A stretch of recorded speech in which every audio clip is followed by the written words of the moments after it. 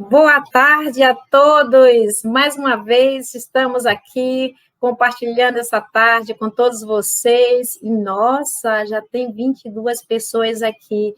Muito bom, Ana Paula. Boa tarde a você, Carla, Josilene. Josilene, ela está vindo de Tangará da Serra, Mato Grosso. Que honra! Neuma, boa tarde, Neuma. Claudomiro, admiro a pontualidade e a qualidade da palestra da doutrina, educação e saúde. Muito obrigada, Claudomiro. Tânia, boa tarde. Paulo, boa tarde a todos. Uma excelente live para você também, Paulo. Muito obrigada a todos vocês, que mais uma vez estamos aqui para saber o que é que nós temos para falar sobre segurança do trabalhador que manipula e administra a quimioterapia. Muito obrigada. Avisa seus colegas que nós já iniciamos, tanto no Facebook como no Instagram. No Instagram, não. No Instagram, vai na bio e vai no YouTube, tá certo? Então, eu sou Lélia, eu sou enfermeira, eu sou mestre e doutora em ciências pela Universidade de São Paulo, pela Faculdade de Enfermagem, e atualmente eu sou diretora executiva da Doutrina, Educação e Saúde. Enquanto todos vocês estão entrando, muito bom, Fátima, pessoal, diga de onde vocês estão nos acompanhando. Fala de que estado, de qual cidade, nós queremos saber, ou de que país também, né? Que nós sabemos que temos a nossa a ouvinte importantíssima, como todos vocês, que é lá do Canadá. Então, por favor, falem para a gente aqui. Carmen, boa tarde, Carmen, obrigada por você estar aqui. Marlise, muito obrigada. Coloque de onde vocês estão nos acompanhando, qual é a cidade de vocês, qual é o estado de vocês, ou qual é o país de vocês, tá bom? Então, mais uma vez, eu aviso que estamos simultaneamente no Facebook, no YouTube, e quem está no Instagram, avisa o colega que você ainda não encontrou aqui. Diga para ele o seguinte, vá na bio, porque você vai ser direcionado direto para o YouTube. E nós estaremos, como sempre, pedindo com muito carinho a vocês que respondam a nossa pesquisa de satisfação, porque com a pesquisa de satisfação nós podemos melhorar. Não tem outra forma para a gente melhorar se não for pela pesquisa de satisfação. Uma coisa também importante que nós estamos fazendo é disponibilizando para todos vocês links relacionados ao que nós estamos falando hoje. Então, nós temos o link tanto no YouTube quanto no Facebook, da norma regulamentadora número 32, nós temos da portaria 485, nós estamos colocando todas essas resoluções que nós vamos conversar hoje para facilitar a vida de todos vocês, porque o que nós queremos é melhorar a prática assistencial. Então, é só clicar nesses links que nós disponibilizamos para que vocês acessem os materiais que nós disponibilizamos a todos vocês. Então, muito obrigada. Então, nós temos pessoas de Salvador, nós temos pessoas de São Paulo, nossa, pessoas ilustres como o Matheus, temos a Carmen no Rio de Janeiro, Mila aqui em Feira de Santana, Paulo em Diadema, a Tamires está aqui em Salvador, muito obrigada, Tamires Sena, a Cristina em São Paulo, a Adriana está em Curitiba. Olha que espetáculo, gente. Muito bom, muito bom, muito bom. Marisa, que bom ter você aqui. A Maiana está no Espírito Santo. Então, vejam bem como nós estamos com o Brasil aqui representado, e essa ideia da doutrina Educação e Saúde é levar a melhor informação para todos os profissionais do país, não só enfermeiro, como todos os profissionais que prestam assistência direta ao paciente. Então, para começar a nossa tarde, eu vou convidar os palestrantes que já estão todos aqui a postos. Eu vou começar convidando, quem já assistiu outras lives já viu, a Janice Cassiolato Oliveira. A Janice é enfermeira, ela é especialista em oncologia, ela tem MBA em gestão em saúde, e atualmente a Janice está cursando a pós-graduação de excelência operacional com metodologia Lean Six Sigma pelo Instituto Israelita de Ensino e Pesquisa Albert Einstein. E, atualmente, a Janice é gerente da equipe multidisciplinar da CLION, que é a Clínica de Oncologia em Salvador, Bahia. Janice, muito obrigada por, mais uma vez, poder compartilhar seus conhecimentos com a gente. A outra convidada que nós temos aqui é o Luiz Ivan Henrique da Silva. O Luiz Ivan é farmacêutico, ele é especialista em oncologia, ele também tem certificado como Green Belt na metodologia Lean Six Sigma. Gente, se você nunca viu falar do Lean Six Sigma, procure saber, tá? Vale muito a pena ter um entendimento sobre essa metodologia. É uma metodologia que evita e que também reduz desperdícios, e que foi criada lá pelo Toyota, em fábrica de automóveis, mas que ela é muito bem aplicável na área de saúde. Então, procurem ver metodologia Lean Six Sigma. Atualmente, Luiz Ivan, ele é coordenador de farmácia do Instituto do Câncer de São Paulo, o ICESP. Luiz, muito obrigada. Como sempre, eu procuro chamar alguém que seja de hospital público para mostrar a excelência de instituição de serviço público. Muito, muito obrigada, viu, Luiz Ivan? E a outra convidada que nós temos é a Juliana Paulucci Reis. Juliana é enfermeira, ela foi formada pela USP de São Paulo, ela fez residência em oncologia pelo Instituto de Ensino e Pesquisa Albert Einstein, ela tem formação profissional em pesquisa clínica pelo Invitae, e atualmente a Juliana é enfermeira clínica na OncoStar. Muito obrigada, Juliana. E a nossa convidada, Júlia. É interessante, todos que eu falei até agora são da oncologia, trabalham na oncologia, porque nós estamos falando em segurança ocupacional, né? Agora, a Júlia é enfermeira e ela é especialista em prevenção e controle de infecção. Mas por que Júlia está aqui? Vamos saber daqui a pouquinho. Júlia é doutora em enfermagem pela Escola de Enfermagem da USP e ela defendeu a tese dela em 2004 com um tema que é super atual, né? Que é a tese Avaliação Microbiana de Preparação Alcoólica em Mãos com Sujidade. Então, isso que hoje está se falando demais, que tem aquele acionador dessa solução com o pé, com a mão, com o braço, ela já estudava isso desde 2004. Veja que coisa interessante, né? E, atualmente, ela é docente do mestrado profissional em enfermagem, e eu queria chamar a atenção que esse docente mestrado profissional tem a ver com a live que nós teremos de enfermeiro de práticas avançadas. Gravem isso, viu, gente? Mestrado profissional, enfermeira de práticas avançadas. Ela atua na Faculdade Israelita Ciências da Saúde Albert Einstein. E ela também é consultora especialista em prevenção e controle de infecção pela Organização Mundial de Saúde, África 2015 e 2020. Muito obrigada a todos vocês. Eu gostaria de pedir para vocês que estão nos acompanhando, que façam as suas perguntas, que façam os seus comentários, que nós vamos iniciar com as nossas conversas. Eu vou seguir aqui falando das pessoas que estão em Fortaleza. O Claudomiro, ele é de Macaúba, Bahia, e que está preso em São Paulo, para que essa pandemia passe logo. Muito bem. A Carla é do Rio de Janeiro, sou de São Paulo e moro no Rio de Janeiro e no INCA. Veja que coisa muito, muito interessante. Olha, Ivan, o Paulo já disse que é seu fã, olha que legal. A Maria Elaine, que sempre está aqui com a gente, está dizendo que ela é de Salvador, Bahia. E o Juarez está dizendo, minha querida irmã Janice Cassiolato, olha só, seu fã-clube aqui. Ana Paula está falando de Campinas. A Sueli está falando, representando a Universidade Federal de Uberlândia. Vejam a nossa responsabilidade. Temos os professores aqui que estão conosco, conversando para que a gente possa melhorar a assistência ao nosso paciente. Bom, enquanto vocês se animam para fazer comentários e perguntas, eu vou iniciar perguntando para a Janice. Janice, você é o gerente de uma clínica de oncologia. Eu queria saber como é que você faz para tomar decisões relacionadas à saúde ocupacional na sua unidade, na sua instituição. qual é o subsídio que você utiliza para que você consiga garantir uma adequada segurança ocupacional na instituição que você trabalha?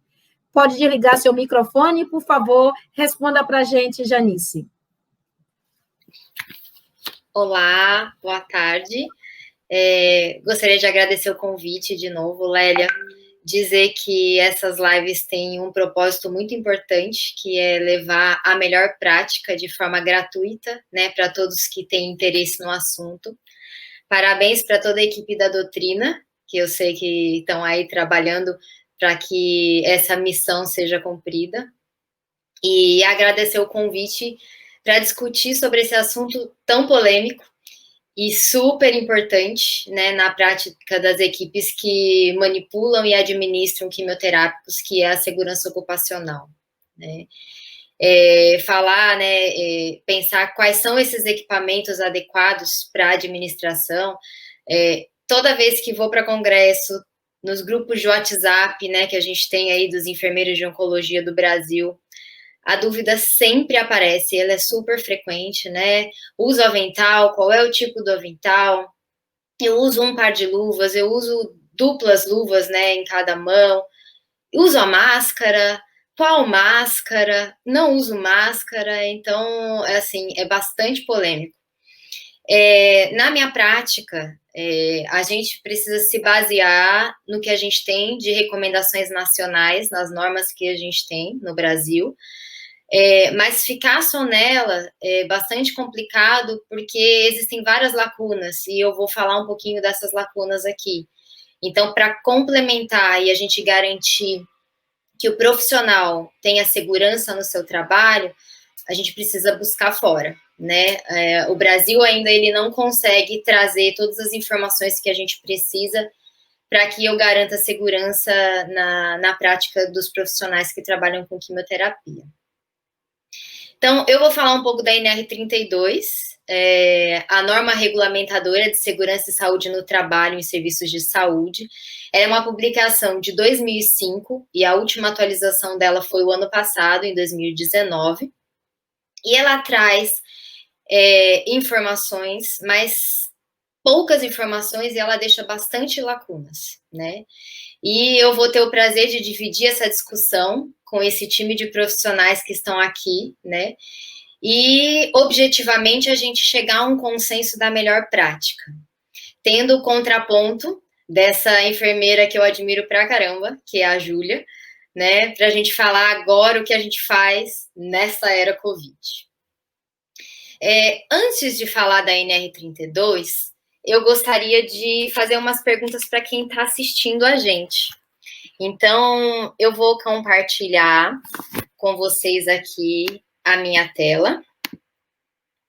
E aí, gostaria que quem está assistindo entrasse nesse site, www.mente.com, dá para entrar do celular, usar esse código 5042 e responder essa pergunta. Quais EPIs, quais equipamentos de proteção individual a NR32 recomenda para a administração de quimioterapia? E aí, enquanto a gente vai aguardando essas respostas e que todo mundo entre nesse aplicativo. Lélia, se você quiser comentar um pouquinho aí quem está entrando, tá? Porque eu queria aguardar um pouco essas respostas. Perfeito, perfeito. Eu queria registrar aqui que temos vários farmacêuticos que estão aqui, inclusive a Marisa já está deixando uma pergunta aqui para Luiz se organizar e responder para ela. Gostaria de perguntar ao Luiz se na área de manipulação há periodicidade de testes de microbiologia. Então, Luiz, já tem essa pergunta aí da Marisa, guarda aí, para depois você responder para ela, tá bom? A Maria Elaine, ela fala, boa tarde, colega, sempre bom lives com temas tão relevantes na nossa prática oncológica. Sou de Salvador, muito obrigada. E Inês, né, para quem não conhece, uma super farmacêutica, que tem um conhecimento gigantesco, é uma pena que Inês, ela não gosta de falar em público, mas ela tem tanta experiência, gente, mas é ótimo saber que ela está do outro lado, e eu tenho certeza que ela vai contribuir com a nossa live. E para vocês que chegaram depois que Janice começou a falar, a Janice está querendo fazer aquilo que ela fez da outra vez, que é fazer com que todo mundo responda. Então, você clica no link que está aí, que é o Metimeter, está escrito www.mente.com. E aí você vai colocar o código 5042 e aí vai responder essa pergunta que ela colocou. Quais os EPIs a NR32 recomenda para a administração de quimioterapia? Então, é entrar no Metimeter e colocar o código 5042. Quer seguir aí, Janice? Vamos lá. Já tem algumas respostas aqui, e aí vamos ver aqui. Interessante. A maioria está votando em avental impermeável, luva de procedimento e máscara cirúrgica. Será que a NR32 traz todas essas informações para a gente? Se a gente for olhar a parte da NR32 que foca em quimioterápicos antineoplásicos, né, ela comenta várias áreas. Então, ela comenta a área do preparo das drogas, né, que deve ser exclusivo, que deve dispor de um vestiário com lava-óleos, chuveiro de emergência, né, entre outras coisas. Fala sobre higienização das mãos, antes e após a retirada das luvas, a importância da cabine de segurança biológica, né? E aí, sobre a cabine, ela detalha um pouco melhor, né? E aí ela fala do funcionamento, de ter 30 minutos antes da manipulação e permanecer ligada após a conclusão do trabalho, a importância das manutenções preventivas e trocas de filtro, processo de limpeza, descontaminação, desinfecção, e algumas outras informações que eu acho que o Luiz pode complementar muito melhor aqui. Ela fala da proibição do uso de adornos e maquiagem, né? Isso é um ponto bastante importante por causa do acúmulo que a gente tem, né, do resíduo químico. Sobre o afastamento das gestantes e nutrizes e sobre a proibição do trabalhador ter dupla exposição. Então, o trabalhador que exerce a sua função no ambulatório de quimioterapia ou numa central de quimioterapia, ele não pode cobrir uma outra área que tenha exposição, como a radioterapia, por exemplo. Ela fala que o empregador deve fornecer dispositivos de segurança que minimizem a geração de aerossóis e a ocorrência de acidentes, mas ela só fala isso, né? Ela não entra no detalhe do que seria isso. E aí, respondendo, então, essa pergunta, né, sobre os EPIs, a norma, ela só fala do avental. Então, a resposta correta para a NR32 é o avental impermeável, que só uma pessoa votou nisso. Ela fala o quê? Que o avental, ele deve ser de material impermeável, com frente resistente, fechado nas costas, de mangas longas, punhos justos para o preparo e para a administração dos antineoplásicos. Então, a gente já entende aqui nesse primeiro ponto, né, do uso dos equipamentos de proteção individual, que a NR32, ela não nos atende sozinha. E acho bastante interessante a gente ter uma pequena discussão sobre essa questão do avental, né? A importância de nós, enfermeiros, e nossos colegas farmacêuticos estar à frente da escolha desse material. Porque quem compra, né, a equipe que está lá no compras, muitas vezes não testa esse material. E eu vou dizer para vocês que muitos fornecedores, principalmente agora, nesses tempos de pandemia, estão vendendo gato por lebre. Eu não sei quem está em São Paulo ou em outros estados, mas aqui em Salvador eu tenho tido bastante dificuldade de confiar no que me é vendido. Então, só nessas últimas 2 semanas, eu testei 6, 7 fornecedores e eu encontro as mais diversas falhas no avental, né? Ou ele não é impermeável, como diz que é, porque eu faço o teste, né? Eu molho mesmo ele para ver se ele molha por dentro. Ou ele rasga com facilidade, só de o enfermeiro levantar o braço para colocar a medicação no suporte, rasga. Né? Ou ele não fecha totalmente nas costas, ele até tem uma proteção, mas ele não fecha todo. O punho tem ajuste, mas não é um ajuste confortável, é aquele elástico que machuca, né? E sem levar em consideração o valor desses EPIs, que isso é uma outra discussão, né? Então, eu vejo que a NR32, uma das lacunas mais importantes é a questão do EPI, porque ela só fala do avental, né? E a luva? E a máscara? Né? Precisa ou não precisa? Juliana vai comentar isso melhor, o que a Agência Federal dos Estados Unidos define como recomendações, né? Que é a NIOSH. Completando mais informações ainda sobre a NR32, ela fala que as instituições de saúde devem elaborar manuais de limpeza, descontaminação e desinfecção de toda a área, incluindo superfícies, equipamentos, entre outras coisas. Mas ela não entra no detalhe, né? E traz a questão da ocorrência de acidentes, tanto do ambiente quanto do profissional ou até do paciente, né? De cair quimioterapia em cima. E que essas áreas devem ter um kit de derramamento que seja identificável, e dentro do kit ela traz que tem que ter luvas de procedimento, avental impermeável, compressas absorventes, proteção respiratória, proteção ocular, sabão, recipiente e locais para descartar o resíduo. Então, diante disso, assim, eu gostaria de fazer mais uma pergunta para vocês. Todo mundo já está aí no Mentimeter, então agora eu gostaria que vocês respondessem essa próxima pergunta. Janice, desculpe, enquanto você está preparando aí, eu acho bem interessante o que a Adriana Paiva está comentando. Olha o que ela diz. Ontem pela manhã foi administrado quimioterapia por outro profissional sem equipamento de proteção individual. Quando assumi o paciente, falei que só iria administrar QT após ir buscar na segurança do trabalho 3 quadras do hospital. Resumindo, atrasou a quimioterapia. Isso é só para a gente ver as realidades. Desculpe, Janice, pode seguir com a sua pergunta. E é isso mesmo, a gente tem que atrasar, né? É claro que a gente tem que estar preparado para isso, o paciente ele não pode pagar por isso, né? Porque a espera é uma forma de deixar o paciente insatisfeito, mas em primeiro lugar a gente tem que garantir a nossa segurança, né? Porque senão a gente também não garante a segurança do paciente. Então, essa questão aqui, na instituição em que vocês trabalham, é realizado controle ambiental com SUAB nas superfícies?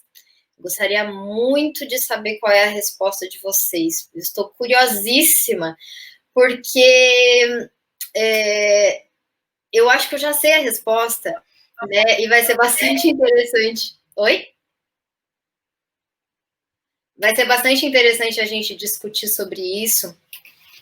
Deixa eu ver aqui, já tem umas pessoas respondendo. Não. Então, o ano passado, eu tive o prazer de ir para o congresso da Oncology Nursing Society e assistir 2 enfermeiras que são grandes pesquisadoras nessa área, né? Uma delas é a Marta Polovs, que eu sou fã de carteirinha, e a outra é a Micaela Olsen. E elas discutiram alguns estudos que falam sobre isso, né? Que a gente tem a preocupação do EPI, mas muitas vezes a gente não se preocupa com o ambiente. Então, elas comentaram algumas meta-análises que foram publicadas em 2017, mostrando a relação de aberrações cromossômicas nos profissionais expostos a drogas perigosas, e os quimioterápicos a gente sabe que são considerados como drogas perigosas. Em 2016, também tiveram outras meta-análises associando a exposição ocupacional à frequência de mutações nessas pessoas. E a gente tem aí mais ou menos 30 anos de pesquisa sobre isso que mostram que existe, sim, relação com a contaminação ambiental. Em 2016, né, foi publicado o USP 800, né, que são 800 recomendações para manipulação e administração segura dessas drogas perigosas. Dentre todas essas 800 recomendações, uma delas é fazer o controle do ambiente com SUAB nas superfícies para analisar, né, periodicamente em laboratório como é que está essa superfície. É claro que quando a gente tem uma rotina de limpeza, descontaminação e desinfecção, isso reduz muito, mas eu tenho certeza que se eu perguntar aqui, a gente não sabe se o nosso ambiente é contaminado porque a gente não faz essa pesquisa, né? A gente não faz esse teste. E dentre outras recomendações, eles trazem o uso do sistema fechado, porque também vai diminuir essa geração de aerossóis, o preenchimento do equipo com soro, o uso da gaze para retirar a quimioterapia, quando eu vou tirar, de apoio para não cair na nossa mão. Então, a contaminação do ambiente é algo real, né? E a gente acaba não tendo nas instituições a prática de realizar esses testes. E aí, para isso, a gente precisa o quê? Garantir que a gente tenha o uso dos EPIs adequadamente, né? Acho que era isso que eu queria falar um pouco da NR32 e a gente vai ter uma boa discussão. Com certeza, Janice, muito obrigada. Várias pessoas já estão se manifestando. Eu vou colocar aqui algumas questões que têm a ver com o que você acabou de falar. A Renata diz o seguinte: trabalho no Rio de Janeiro e em 2 meses de pandemia tivemos que trocar o avental impermeável por pelo menos 4 vezes, pois não conseguimos comprar ou não era de fato impermeável.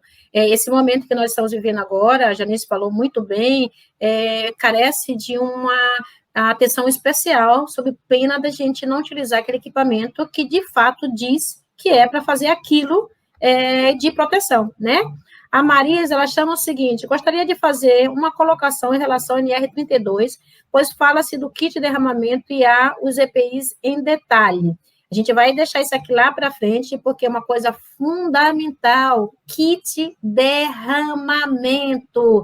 Vamos falar daqui a pouco sobre isso, né? E a Adriana, dando sequência do que ela falou, ela diz o seguinte: eu fui vista pelo setor como que atrasou a quimioterapia. Não acredite, Adriana, você é uma profissional que faz a diferença. Não se incomode com isso, siga em frente. Quando me paramentei, foram só comentários. Hoje o paciente também tem que ter e não vi ninguém, e é o SESMIT. Todos nós temos que nos proteger. Né? Nós já sabemos, como a Janice falou muito bem, existe risco, sim, de contaminação e risco relacionado à sua saúde e do seu futuro, né? Porque se você tiver filhos também, você também está correndo risco. E o Paulo chama a atenção que as NRs são normas vivas, que elas podem ser alteradas quando evidenciadas necessidades por portarias, quando a comissão tripartite julgar necessário, representante do governo, empregadores e empregados. É claro, né, Paulo, que para isso nós, profissionais, nós, cidadãos, precisamos participar, né, fazer comentários. Mas, enquanto outras perguntas também vão aquecendo, muito obrigada, Janice, eu quero passar agora para o farmacêutico, Luiz Henrique da Silva. Luiz, para quem chegou depois da apresentação, ele atualmente é coordenador de farmácia do ICESP, São Paulo. Luiz, do mesmo jeito que eu perguntei para a Janice, eu gostaria de saber como é que você faz para tomar decisões relacionadas à saúde ocupacional da equipe cujo você é responsável. E vamos lembrar, Luiz é de uma instituição pública. Então, Luiz, eu queria saber de você como é que você faz para tomar decisões relacionadas à saúde ocupacional na instituição que você trabalha. Muito obrigada mais uma vez. Ligue seu microfone e conte para a gente como é que você faz, né? Enquanto o Luiz volta, vamos ver aqui algumas questões que os colegas estão colocando aqui. Luiz está congelado. Eu vou colocar aqui que a Andréa Pádua faz o seguinte: qual a referência desse trabalho com as 800 recomendações? Vamos colocar aqui. A Inês, ela fala o seguinte: deve-se garantir que seja realizada a manutenção preventiva da capela de segurança biológica. E aí, Inês, como é que nós fazemos para garantir nesse país imenso que é o Brasil, onde eu tenho hospitais, onde eu tenho clínicas que não estão dentro dos hospitais, como é que a gente faz para garantir, né? E a Ariana Martins, ela diz o seguinte: no ambulatório, o técnico deve também usar avental. Essa é uma afirmação. Eu gostaria de aproveitar essa afirmação de Ariana para fazer uma instigação. Segundo o Conselho Federal de Enfermagem, responsável pela administração do quimioterápico antineoplásico, é uma responsabilidade privativa do enfermeiro. Ela diz administrar. Com certeza, a Ariana não está falando da administração. E aí nós vamos chamar a atenção que, segundo a Janice acabou de dizer, nós usamos o avental impermeável para administrar a quimioterapia. E na hora que eu vou remover essa quimioterapia, quem deve remover, na opinião de vocês? Eu não sou a dona da verdade. O Conselho Federal de Enfermagem não fala isso. Então, como é que a gente faz? Quem é que deve remover a quimioterapia do paciente? A norma fala do enfermeiro instalar. Mas eu quero aproveitar o que a Ariana falou e perguntar para vocês. O que vocês acham? Quem pode remover o quimioterápico? O técnico, o enfermeiro ou ambos? Escrevam aí, gente, enquanto o Luiz está resolvendo a questão na internet. Quem vocês acham que pode remover o quimioterápico antinoplásico? O enfermeiro somente, o técnico de enfermagem também, ou ambos? Quem vocês acham? Escrevam aí para a gente ver como é que está a opinião de vocês no que se refere a essa questão da remoção da quimioterapia do paciente que os profissionais colocam. Então, a própria Ariana, ela responde, o meu técnico retira sob a supervisão. E aí, todo mundo concorda? Todo mundo, o Paulo, que é psicólogo, ele está dizendo que ambos podem remover a quimioterapia antineoplásica. Vamos lá, gente, ânimo, temos 65 pessoas conectadas aqui. Vamos ver, a Ana Paula diz o seguinte, deveria ser um enfermeiro, mas na maioria das instituições são ambos. E aí, gente, conta aí, quem vocês acham que é? A Maria José, ela está dizendo que ambos. A minha pergunta foi, quem pode remover quimioterapia? Instalar privativo do enfermeiro. E remoção, a Maria Elaine, ela diz, em unidade de infusão de quimioterapia, ambos podem retirar, até porque ela vai complementar. A Ana Cláudia de Oliveira, que já esteve aqui conosco, ela diz o seguinte, o técnico treinado e com paramentação adequada e descarte adequado pode fazer, ao meu ver. A Marlise, ela diz, ambos podem fazer. Já a Fabrícia diz, na minha prática, sempre orientei a equipe que eu, enquanto enfermeira, sou a responsável por tirar a químio. Nossa, Fabrícia! E as pessoas compartilharam com você? Você não ficou sozinha, Fabrícia? Olha, corajosa, hein, Fabrícia? Muito bem. A Josilene está dizendo que quem deve remover o quimioterápico é o enfermeiro. A Ana fala de novo, ambos. O Paulo chama atenção que desde que haja treinamento por os dois. E a Daniela diz ambos. Bom, a Nelma diz que acredita ser enfermeiro. Bom, não quero polemizar, mas eu vou dizer para vocês o que eu fiz no passado. Eu pegando essa legislação do Conselho Federal de Enfermagem, de que é privativo do enfermeiro a administração do antineoplásico, eu, como era coordenadora, fiz uma coisa meio fora do padrão. Reduzi o meu quadro de técnicos, aumentei o meu quadro de enfermeiro, instituí o que não tinha antes, enfermeiro júnior. Quem era o enfermeiro júnior? Era aquele que não tinha experiência em oncologia, não tinha formação em oncologia, mas que tinha a supervisão de um profissional mais capacitado acompanhando a prática dele. Eu entendi que o salário dele não era tão diferente, consegui negociar com a minha diretoria e consegui instituir o enfermeiro júnior. Com isso, somente o enfermeiro tirava a quimioterapia no setor.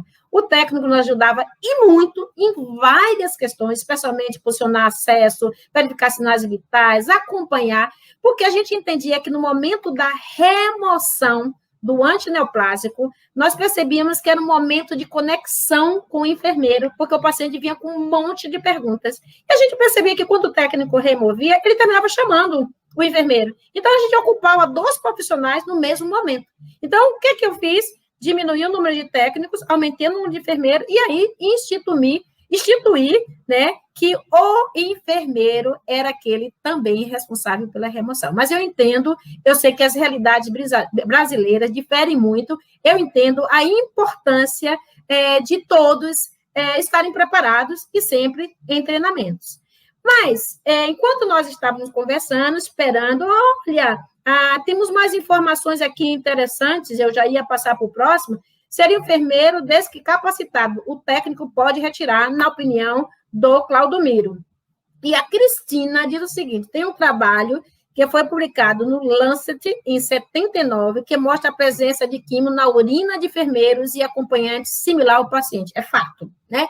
Existem alguns trabalhos chamando a atenção do risco ocupacional no momento da administração, e o que se atribui a isso? Se atribui à questão de você não ter uma paramentação adequada. Bom, eu vou seguir, eu vou pular um pouco a ordem e vou passar agora para a Juliana Paulucci.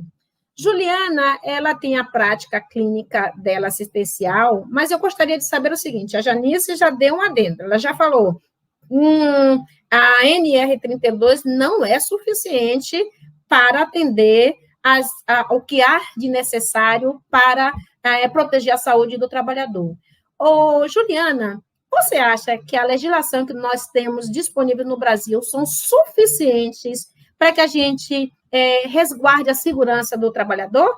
Por favor, ligue seu microfone e comente isso, até que o Luiz consiga, de fato, retornar aqui com a gente. Comente com a gente. Você acha que essa norma que nós temos no Brasil, essas normas são suficientes?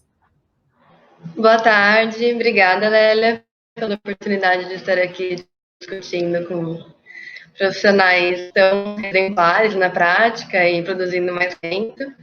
E obrigada a todo mundo também que está com a gente, assistindo, compartilhando e contribuindo. E quanto à pergunta, as normas nacionais são bem limitadas comparadas a algumas normas internacionais que a gente tem disponível. A NIOSH, que é a norma americana de segurança e saúde ocupacional, ela é muito mais ampla, abrange tanto a manipulação como a administração e a limpeza também desses ambientes onde são administrados os quimioterápicos. E, além disso, ela não fala apenas dos quimioterápicos, ela coloca a quimioterapia dentro de uma classificação dos medicamentos perigosos, que abrange hormônio, retrovirais e outros tipos de medicamentos. Ela recomenda algumas coisas que também estão nas nossas normas, né, como a capela de fluxo laminar, na manipulação, a evitar que esses profissionais tenha excesso de profissionais na área de manipulação, profissionais que não precisariam estar naquela área estejam ali. E para a administração, ela recomenda o avental, luva dupla e óculos. Eu acho que um ponto importante de diferença da NIOSH é a luva dupla, porque eles colocam um passo a passo, onde a primeira luva você faz toda a manipulação, né? O profissional manipula, administra e retira no término, e após o descarte desses materiais que ele retira a última luva. Ela considera também que a luva deve ser considerada contaminada, que eu acho que é algo bem interessante para a gente pensar na nossa prática, que acredito que vocês considerem, e jogar também a luva no descarte, no resíduo químico, né? Seria na caixa rígida laranja. Ela também explica sobre a limpeza e ela coloca que apenas profissionais treinados deveriam estar realizando a limpeza dos locais onde as drogas são administradas, que é algo que, como gestão de locais, também é um ponto de atenção que a gente deve considerar. No caso da limpeza desses resíduos, ela também classifica a quantidade de resíduo para conseguir colocar qual profissional deve realizar essa limpeza, considerando o kit de derramamento e tudo que a Janice comentou anteriormente. Muito obrigada, Juliana. Antes de retornar, obrigada, Luiz. Que bom que você conseguiu retornar. Já já passo a palavra para você. Mas a Daniela Vivas, ela fez uma provocação. Olha aqui, gente. Se o técnico retira a quimioterapia, quem avalia o acesso venoso ao término da QT? Boa pergunta. Alguém pode responder para a Daniela Vivas aí? Ela está perguntando, vou repetir, né? Porque essa pergunta que ela está comentando se refere ao que eu disse no início. É privativo do enfermeiro administrar, mas o conselho não diz que é ele que tem que retirar. E a grande maioria aqui disse que quem retira é o técnico ou ambos. E aí a Dani pergunta, se o técnico retira a QT, quem faz a avaliação do acesso venoso ao término da quimioterapia? Vamos lá? Vamos responder. E, enquanto isso, a Marisa já fala o seguinte, para a manipulação de quimioterapia, também seguimos o NIOSH, que é o que a Juliana acabou de falar.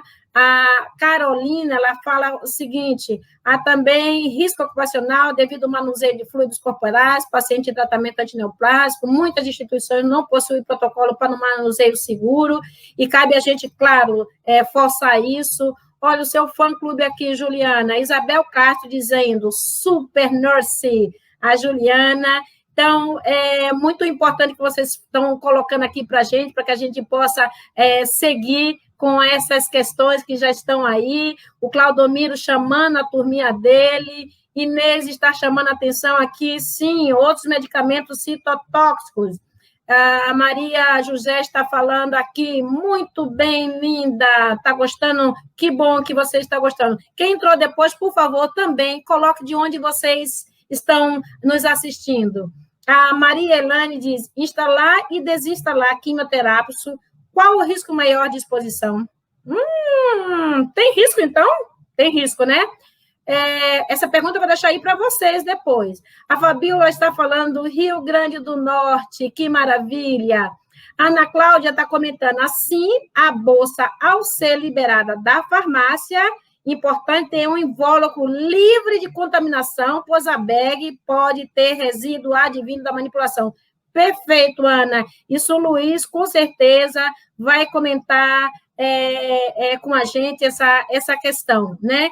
Então, muito obrigada a vocês, que bom que você voltou, Luiz, e as perguntas, as questões estão aí, e eu vou voltar agora, chamando o Luiz Ivan, para falar como é que o Luiz Ivan faz para tomar decisões relacionadas à segurança ocupacional dos trabalhadores, lembrando que o Luiz trabalha em uma instituição pública. Então, como é que o Luiz faz para tomar decisões relacionadas à segurança ocupacional?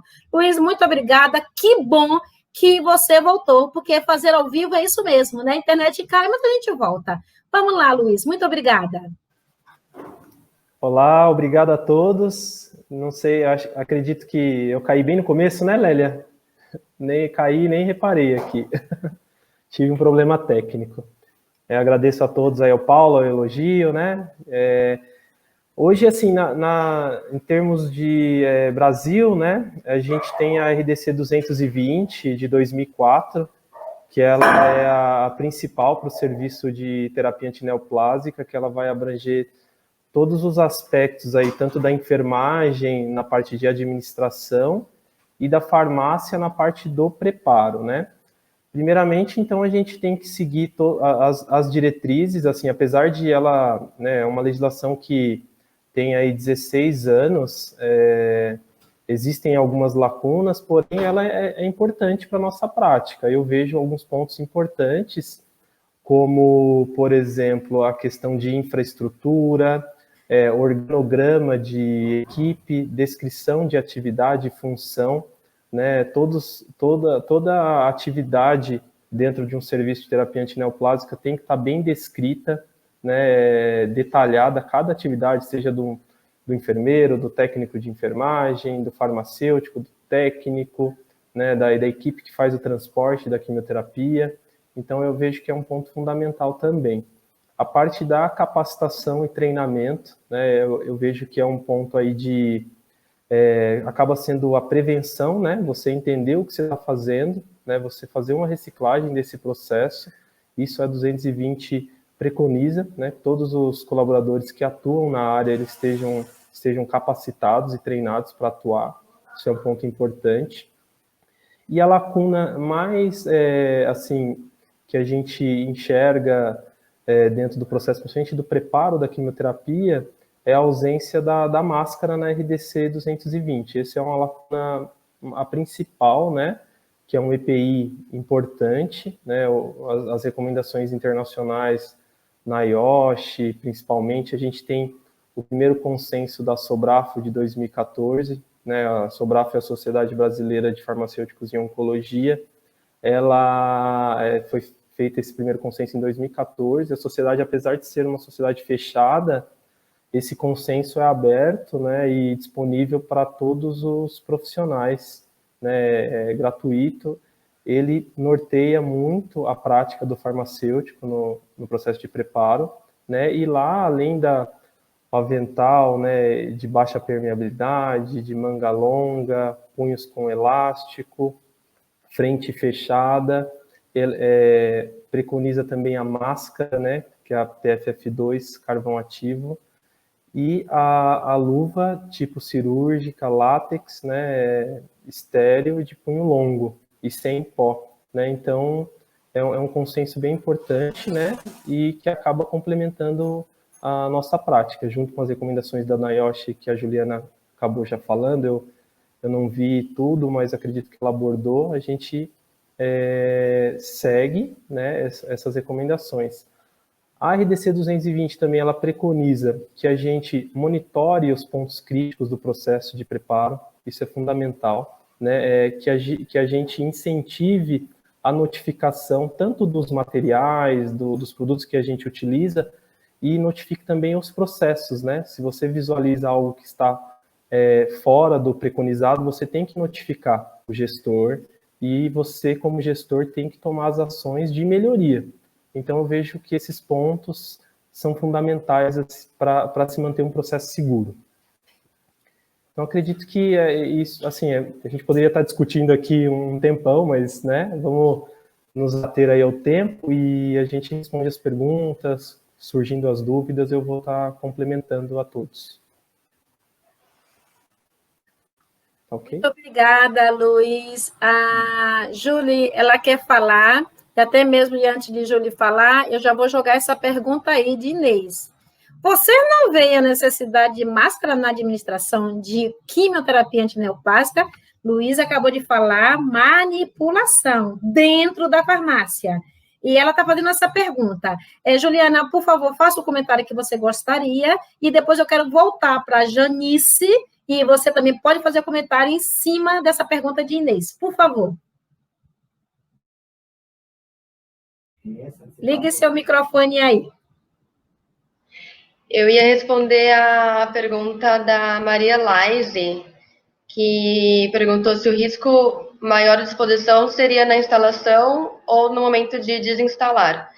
E a NIOSH, ela coloca como também uma recomendação que os equipos sejam preenchidos com soro, para a segurança desses profissionais. Então, na instalação, com o equipo preenchido com soro, você tem menos exposição do que na hora de desinstalar, porque esse equipo não vai ter essa proteção do Prime, né? E, então, na hora de instalar, você tem mais risco.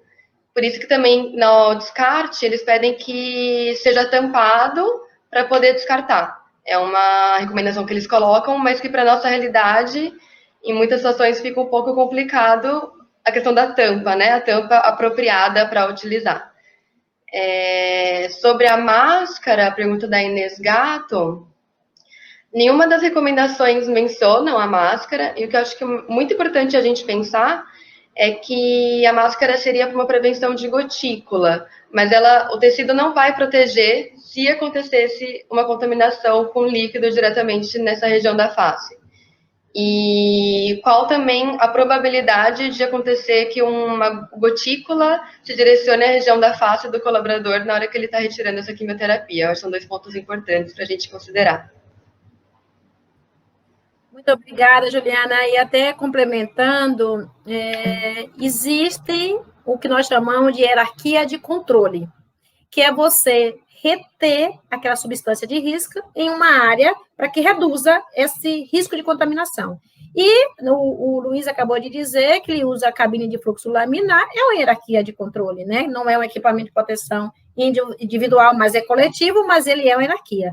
Eu não sei, vocês que estão nos assistindo, vocês conhecem algum equipamento, algum dispositivo que é usado na ponta do equipo, nas conexões, para diminuir esse risco?